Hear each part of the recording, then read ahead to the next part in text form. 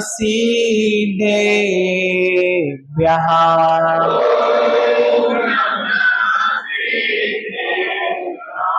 ॐ नमः सीधेभ्यः।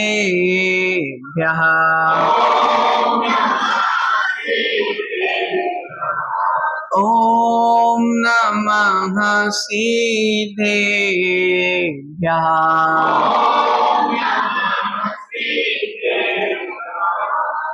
नमो अरिहन्तायं नमो सीतायं नमो आयर्यायं नमो वैद्यायं नमो लोये सव्यसागुणम्। मेरे पवित्र मन में गुरुदेव आओ, मैं शास्त्र वाचन करूं, अरिहंत वासित सभी श्रुत देवताओं, क्या बोलना अब मुझे तुम ही बताओ, क्या बोलना अब मुझे तुम ही बताओ, क्या बोलना अब मुझे तुम ही बताओ। जय बोलिए अनंत अनंत सिद्ध परमेश्वरी भगवान की। दादी चुप रहना, हल्ला नहीं करना। हाँ, जय बोलिए देवादिदेव प्रथम तीर्थंकर कुंडलपुर के बड़े बाबा की। जय बोलिए देवादिदेव मूल नायक श्री श्रेयांसनाथ भगवान की। जय बोलिए देवादिदेव 1008 श्री शीतलनाथ भगवान की। परम पूज्य आचार्य भगवंत श्री मांगतुंग स्वामी की। परम पूज्य आचार्य गुरुवर श्री विराग सागर जी महाराज के। परम पूज्य पट्टाधीश आचार्य भगवान विशुद्ध सागर जी महाराज की। मम दीक्षा गुरुवर आचार्य भगवान विभव सागर जी महाराज की। अहिंसामय जैन धर्म के दायदीप संबंधित 3 कमलों कोटि महामुनि की।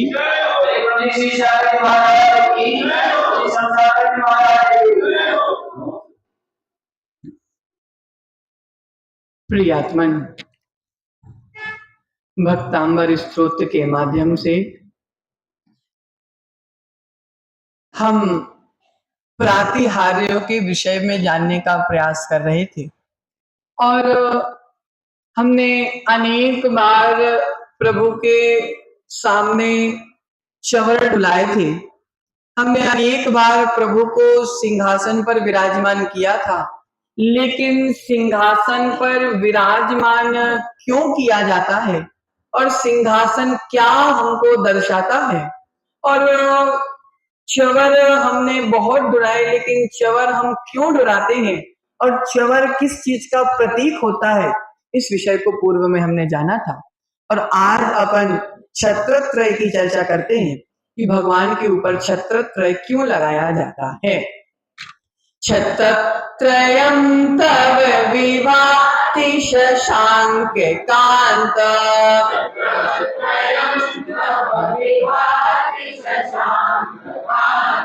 मुच्चै स्थितं स्थगित भानुकर प्रतापम्,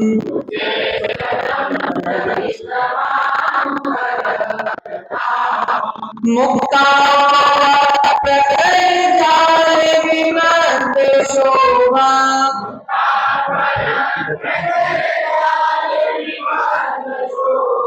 प्रख्यापय त्रिजगता परमेश्वरत्वम्।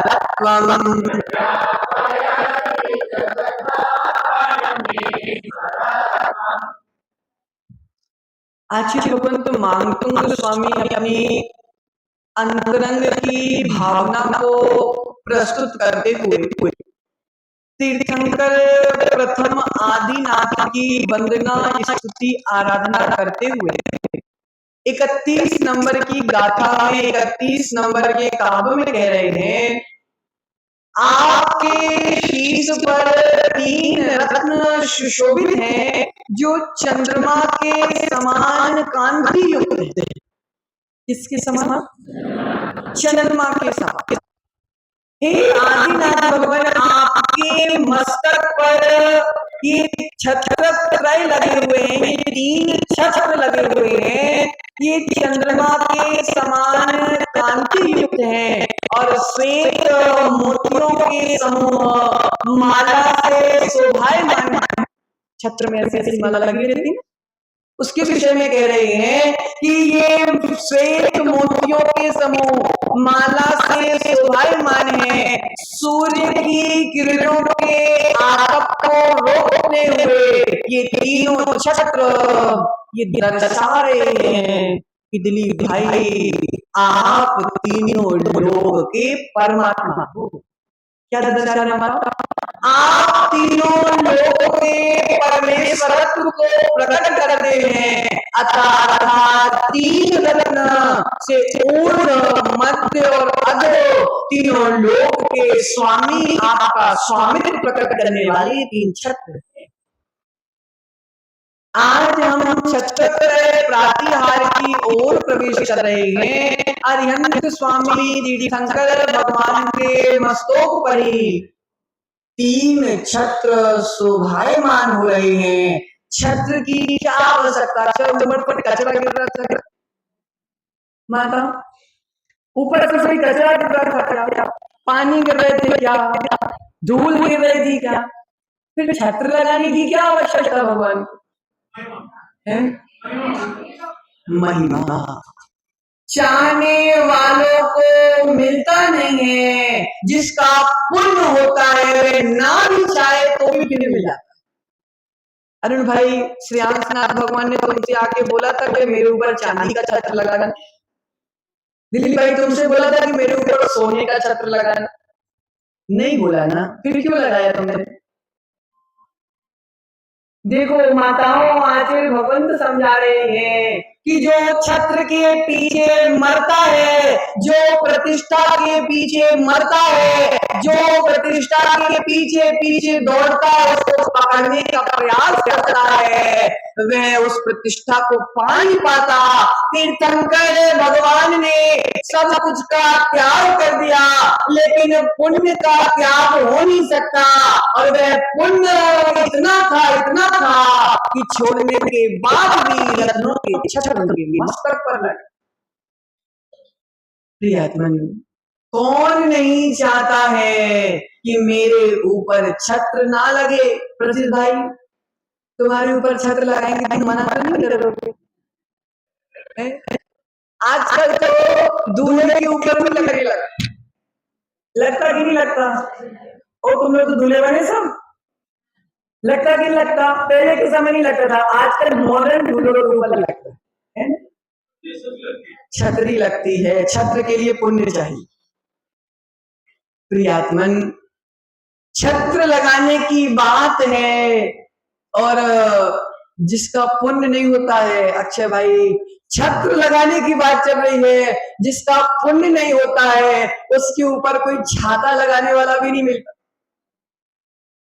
हमने बहुत विहार किया धूप में, अब तो इस बार के विहार में तो मिल गए थे लोग छाता लगाने वाले।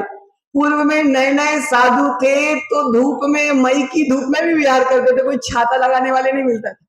पूछना श्री सागर जी से, कई बार कमंडल पकड़ने वाला नहीं, छाता लगाने वाला नहीं मिलता था। लेकिन जब समता परिणाम रख लिया जाता है तो पुण्य अपने आप बढ़ता है। और कई बार तो ऐसा हो जाता है कि मैं लगाऊंगा लड़ाइयां तक हो जाती।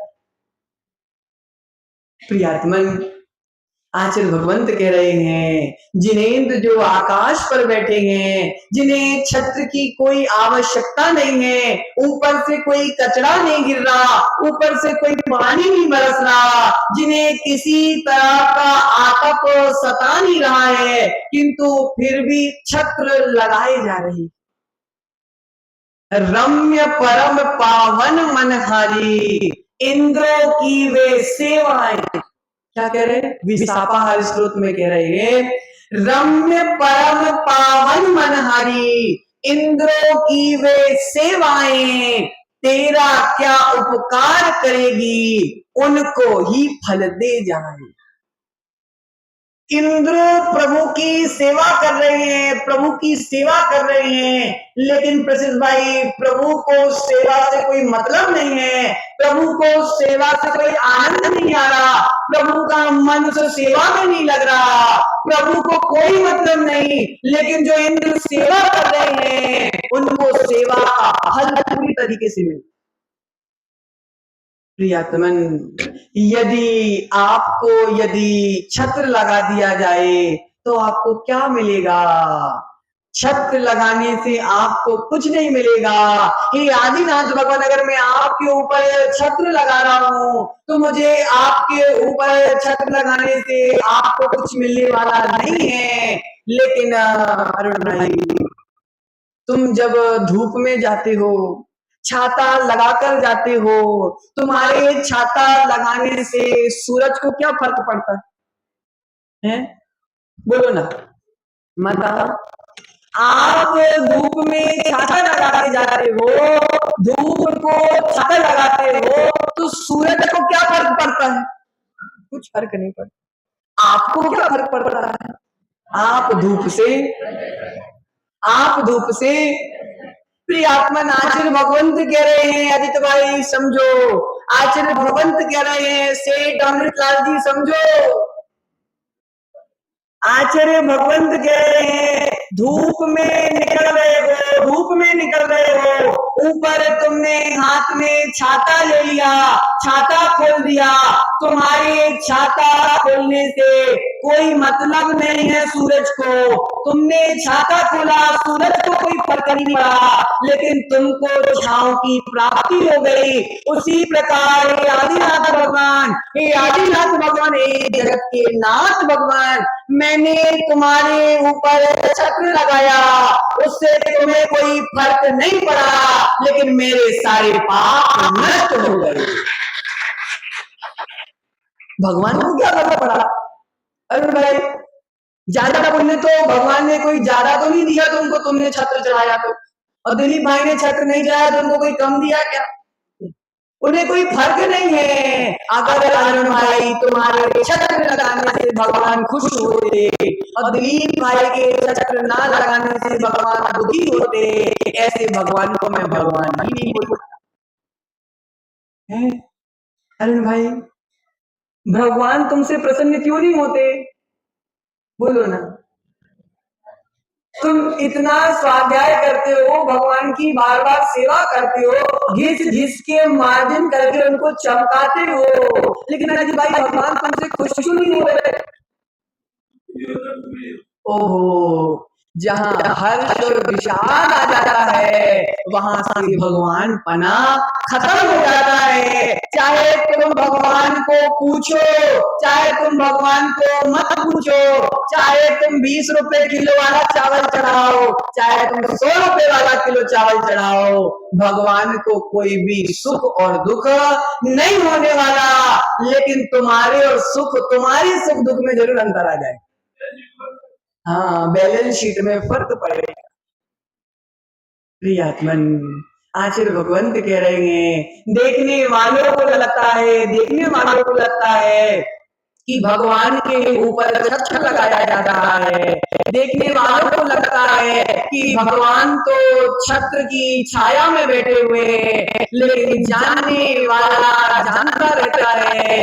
लेकिन हमको आचार्य भगवंत स्वामी बता रहे हैं कि भगवान जानते हैं तेरी छत्र से भगवान को कोई मतलब नहीं। अरे भाई, चाहे तू हीरो का छत्र लगा दे, चाहे तू चांदी का छत्र लगा दे, चाहे तू सोने का छत्र लगा दे, चाहे भाई हाथों का छत्र लगा दे, लेकिन भगवान को कोई फर्क पड़ने वाला नहीं है। तेरे छत्र से भगवान को कोई फर्क नहीं पड़ेगा, लेकिन भगवान की छत्र छाया से तेरा कल्याण अवश्य होगा।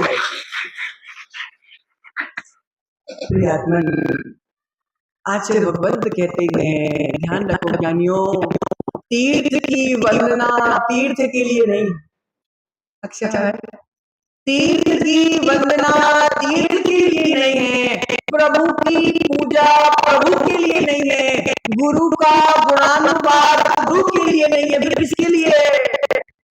ओहो, तीर्थ की वंदना माताओं तीर्थ के लिए नहीं है, भगवान की पूजा भगवान के लिए नहीं है, गुरु का गुणानुवाद गुरुओं के लिए नहीं है, तीर्थ की वंदना स्वयं को तीर्थ बनाने के लिए है, प्रभु की पूजा स्वयं को उच्च बनाने के लिए है, और गुरु का गुणानुवाद गुरु के समान गुणों को अपने भीतर प्रकट करने के लिए है। छत्रत्रय मैंने चढ़ाया, छत्रत्रय मैंने चढ़ाया और रत्नत्रय मुझे प्राप्त हो गया। छत्रत्रय मैंने तुम्हें चढ़ाया और उसका फल मुझे रत्नत्रय प्राप्त हो गया। छत्रत्रय, तीन छत्र, मैंने तीन छत्र आपके ऊपर लगाए, आपको कोई फर्क नहीं पड़ा, लेकिन मेरा तो जीवन बदल गया। तुम्हारे ऊपर मैंने तीन छत्र लगाए और मुझे तुमने समय में ज्ञान चारित्र रूपी छत्र की छत्र छाया प्रदान कर दी माता। आचार्य भगवंत बताते हैं, जो इंद्र प्रभु के मस्तक के ऊपर छत्रत्रय लगाता है, वह इंद्र स्वर्ग से च्युत होकर के मनुष्य गति में आता है और मनुष्य गति में आकर के रत्नत्रय को धारण करके निर्वाण रूपी मोक्ष रूपी सुख को प्राप्त करता है। प्रिय समझो, आचार्य भगवंत कह रही हैं, सूरज उनको तपा नहीं पा रहा है, कचरा उनके ऊपर गिर नहीं पा रहा है, पानी उनके ऊपर बरस नहीं पा रहा है, फिर भी छत्र लगाए जा रहे हैं। क्यों? हे भगवान, तुमको कोई फर्क नहीं पड़ रहा। लेकिन अरुण भाई, मैं स्वार्थी हूँ। अरुण भाई, तुम स्वार्थी हो। अक्षय भाई, तुम स्वार्थी हो। क्यों? मुझे भगवान को कोई फर्क तो नहीं पड़ रहा है, फालतू की मेहनत में क्यों कर रहा हूँ, ऐसा चिंतन आए तो सोचना दिल भाई कि भगवान को कोई फर्क नहीं पड़ रहा है, कि लेकिन मैं स्वार्थी हूँ, मुझे अपना कल्याण तो करना है, मुझे अपना कल्याण तो करना है। इसलिए हे प्रभु, मैं आपके ऊपर छत्रत्रय चढ़ाने का प्रयास कर रहा हूँ। प्रियातिमन, प्रभु आप तो सहज हैं, प्रभु आप तो निर्मल हैं, आप तो 18 प्रकार के दोषों से दूर हैं, आप तो आवरणों से दूर हैं, आप तो प्रदूषण से दूर हैं, फिर ये छत्र क्यों लगाया है? भक्तों की भक्ति को कौन रोक सकता है? प्रशिष भाई, भक्तों की भक्ति को कौन रोक सकता है? बैठो जहां बैठना है। हे जिनेंद्र भगवान, तुमको जहां बैठना है तुम वहां बैठो, तुम आकाश में भी क्यों ना पहुंचो, भक्त को तुम वहां बैठ कर भी रोक नहीं सकते और तुम्हारे ऊपर छत्र लगाने भक्त आ ही जाएगा। प्रियात्मन, जब भगवान को वैराग्य आया तो उसके पहले लक्ष्मी ने आकर डेरा डाल लिया। जब भगवान को वैराग्य आया, लक्ष्मी ने आकर डेरा डाल दिया। जब प्रभु माता के गर्भ में आने वाले थे, उसके 6 महीने पूर्व से 9 महीने तक किसकी वर्षा माताओं? रत्नों की वर्षा। लक्ष्मी रत्नों की वर्षा करने के लिए आ गई, डेरा डालने के लिए आ गई। पुण्यात्मा के गर्भ में लक्ष्मी डेरा डालती है और पापी आदमी, अरुण भाई, पापी आदमी लक्ष्मी के पीछे पीछे भागता है और पुण्यात्मा जीव के पीछे पीछे लक्ष्मी भागती। ओहो अरुण भाई, जीवन निकल गया किसके पीछे? रोटी कपड़ा और बताओ, जीवन निकल गया रोटी के पीछे, जीवन निकल गया अजित भाई काय के पीछे? रोटी के पीछे। लेकिन अभी भी तुम सुख की 2 रोटी नहीं खा पा रहे। बोलो, सुख की 2 रोटी खा रहे क्या? ऊपरी से बोल लो, भीतर से तो नहीं है। रोटी भी खिलाती है, बातें भी सुनाती है। कहाँ बैठी है? आई होंगी। रोटी भी खिलाती है, बातें भी सुनाती है। ओ दिलीप भाई, शांति से दो रोटी नहीं खा पा रहे, क्यों? क्योंकि तुमने जीवन भर रोटी के चक्कर लगाए हैं। आज अक्षय भाई, एक जिन शासन का चमत्कार बताऊं? बोलो, एक जिन शासन का चमत्कार बताओ। ओहो माताओं, ये सुबह से शाम तक 24 घंटे, प्रशिष भाई 24 घंटे कमाते हो, 24 घंटे तुम पैसे कमाते हो, 24 घंटे तुम रोटी के पीछे भागते हो, फिर भी दो रोटी शांति से नहीं खा पाते। आचार्य कह रहे हैं तुम रोटी के चक्कर लगाते हो और दिगंबर मुनियों के रोटी चक्कर लगाते हो। देखो रोज की चौकों की लड़ाइयां हो रही है। बताऊं, भुक्त भोगी है अमृतलाल जी और नयन। देखो अमृतलाल जी जो रोटी के चक्कर लगाती हैं वो शांति से रोटी नहीं खा पाते, और जो दिगंबर साधु रोटी का ममत्व त्याग करके रत्नत्रय की आराधना करते हैं, रोटी उनके चक्कर लगाती।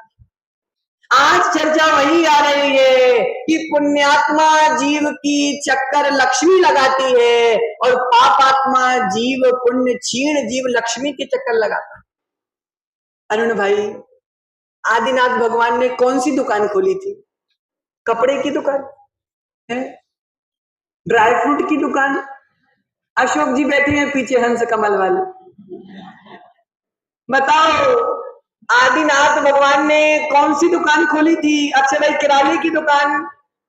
ओहो, उन्होंने तो दुकानदारी, घर वाली और घर परिवार वैभव सब छोड़ दिया था, लेकिन पुण्य था तो लक्ष्मी अपने आप डेरा जमाने आ गई। तीर्थंकर कमाते नहीं है, तीर्थंकर लाते नहीं है, तीर्थंकरों के घर रत्न वर्षा करते हैं। वे तो स्वर्ग में रहते हैं, लेकिन 6 महीने पूर्व से अरुण भाई रत्नों की वर्षा चालू हो जाती है। 9 महीने तक रत्नों की वर्षा चलती रहती है। थोड़े मोड़े नहीं बरसते, तुमने तो 2-4 बरसा दिए।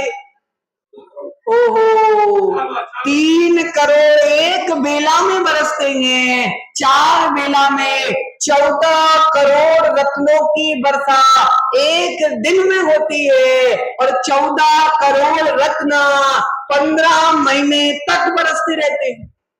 अरुण भाई, थोड़े बीन के ले आओ ना। है? ओहो प्रियात्मन, समझो, आचार्य भगवंत कह रही सोचियो कौन बरसाता है? लक्ष्मी बरसाती है। अक्षय भाई की पुण्य बरसाता है, लक्ष्मी नहीं बरसाती क्या है? लक्ष्मी बरसती है और बरसाने वाला तीर्थंकर का पुण्य हुआ करता। पुण्य आत्मा के घर में पुण्य बरसता है। अब कहो, एक के घर में रत्नों की वर्षा हो रही है और एक जीव टूटी फूटी टपरिया में बैठा और पानी टपक रहा है। माताओं देखो, इसको कहते हैं पुण्य आत्मा और पापात्मा। एक के घर में रत्नों की वर्षा और एक की टूटी टपरिया में पानी गिर रहे हैं, ओले बरस रहे हैं। ओहो, पुण्य अपने आप बरसता है। सूरज आकाश में उगता है, किरण भूमंडल में आती है। अरुण भाई, सूरज आकाश में उगता है, किरण भूमंडल में आती है, चंद्रमा आकाश में चमकता है, चांदनी धरती पर आती है। पुण्य तुम्हारे पास रहता है और पुण्य का प्रभाव होता है कि घर में, महलों में रत्नों की वर्षा होती है। प्रिय चैतन्य आत्माओं, पुण्य की महिमा देखो, जन्म से 15 महीने पहले ही बरसने आ गया। लक्ष्मी ने कहा, क्या कह रही लक्ष्मी? अब मैं तुम्हारा पीछा छोड़ने वाली नहीं हूं। अरुण भाई, तुम्हारी लक्ष्मी ने कभी बोला क्या? नहीं बोला। कैसी लक्ष्मी? अच्छी नहीं है? बोलो ना, अच्छी नहीं है क्या? तुम्हारी लक्ष्मी अच्छी है कि नहीं है? उत्तर तो दे दो। महाराज, एक तरफ खाई और एक तरफ मगरमच्छ का मुंह। बोलो, अच्छी है कि नहीं है? बोले महाराज, अगर हमने अच्छी बोल दी तो जिनवाणी बात को काट देगी, और बुरी बोल दी तो मेरी कटाई जाके घर पे हो जाएगी। ओहो अरुण भाई, लक्ष्मी कह रही है भगवान से कह रही है कि हे आदिनाथ भगवान, अब मैं आपका पीछा छोड़ने वाली नहीं हूं। तुमने स्वर्ग छोड़ा है, मैं स्वर्ग से बरसने के पहले ही, जब प्रभु स्वर्ग छोड़ते हैं उसके पहले ही लक्ष्मी को सीधे पता चल जाता है, और वह स्वर्ग को छोड़ने वाले उसके 6 महीने पूर्व से बरसना चालू कर देती। जब महावीर स्वामी, अरुण भाई, जब महावीर स्वामी 30 वर्ष में वैराग्य को ले रहे थे, 30 वर्ष तक लक्ष्मी ने अपनी क्षमता के अनुसार विस्तार को पा लिया था, पूरी तरीके से विस्तार कर लिया था, पूरे मगध देश में साम्राज्य छा गया था। महावीर का वैराग्य इतना प्रबल था कि धन उनको वैराग्य को रोक नहीं पाए। अरुण भाई, जिनका वैराग्य प्रबल होता है, धन उनको रोक नहीं पाते। आज की स्थिति देखो। अक्षय भाई, कड़वा सत्य बोलूं क्या? बोलो ना, आपकी आज्ञा है? कड़वा सत्य बोल दूं? आज की स्थिति में अधिकांश देता जाता है माताओं, ब्रह्मचारियों ने मात्र धन के लोभ में साधु नहीं बन पाते। आज के कई ब्रह्मचारी धन के लोभ में, सुख सुविधाओं के लोभ में 40-40 वर्ष महान महान गुरुओं के सानिध्य में रहते हो गए, लेकिन दीक्षा लेने के भाव नहीं हो रहे हैं। इसका मतलब है अरुण भाई, वे धन के लिए निकले हैं, वैराग्य नहीं है उनके भीतर। क्योंकि आचार्य भगवंत सूत्र दे रहे हैं कि वैराग्य प्रबल होता है तो धन भी उनको रोक नहीं पाता। प्रियात्मन, कौन साधु बने? चिंतन चल रहा उनके भीतर, रोज की सामायिक में चिंतन कर रहे हो कि कौन साधु बने। धन वैराग्य से उन्हें रोक लेता है। अरुण भाई, धन तो निमित्त है, उपादान निज का है, वैराग्य निज का कमजोर है। प्रियात्मन, महावीर का वैराग्य मजबूत, जिनका वैराग्य प्रबल होता है, उन्हें संसार का कोई भी साधन, कोई भी बंधन रोक नहीं पाता।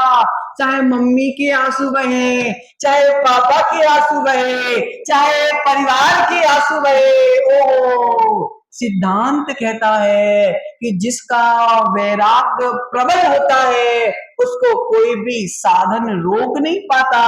और अगर अरुण भाई मेरा वैराग्य प्रबल नहीं है तो 25 बहाने सामने आ जाते।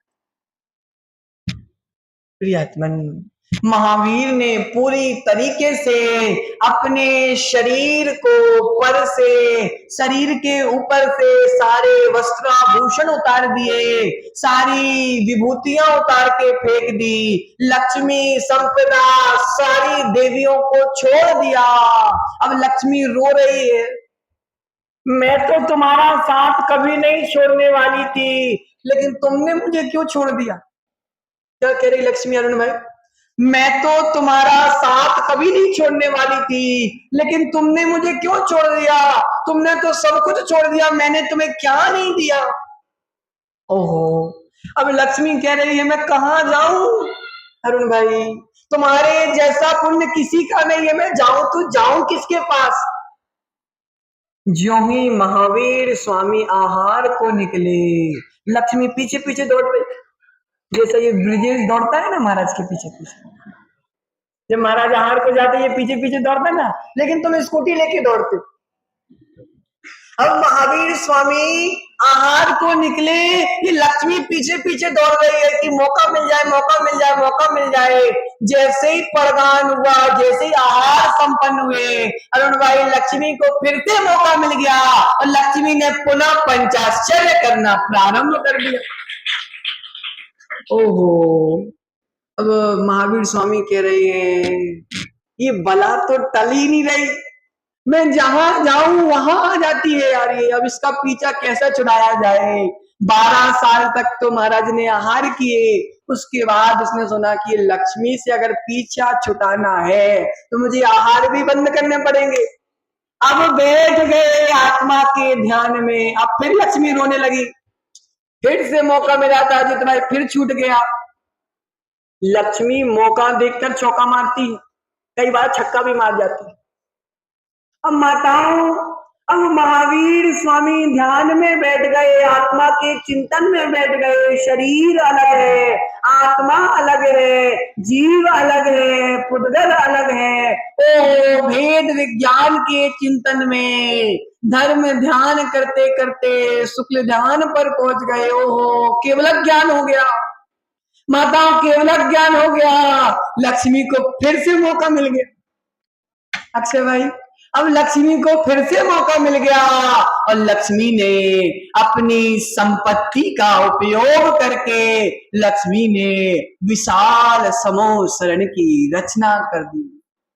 ओहो, समूह शरण रच गया, सिंहासन रच गया, नीचे से ऊपर 20,000 सीढ़ियों की रचना हो गई, 8 भूमियों की रचना हो गई, गंध कुटी की रचना हो गई। सिंहासन चवर भामंडल लगने के बाद प्रभु जी विराजमान हो चुके थे, आदिनाथ भगवान विराजमान हो चुके थे, सिंहासन से 4 अंगुल ऊपर। अब लक्ष्मी विचार करने लगी, मैंने आसन तो लगाया है, उससे 4 अंगुल ऊपर बैठे, मैंने भामंडल लगाया कि भगवान की कमर दर्द होगी तो भगवान टिक जाएंगे, लेकिन ओहो, भामंडल से भी 4 अंगुल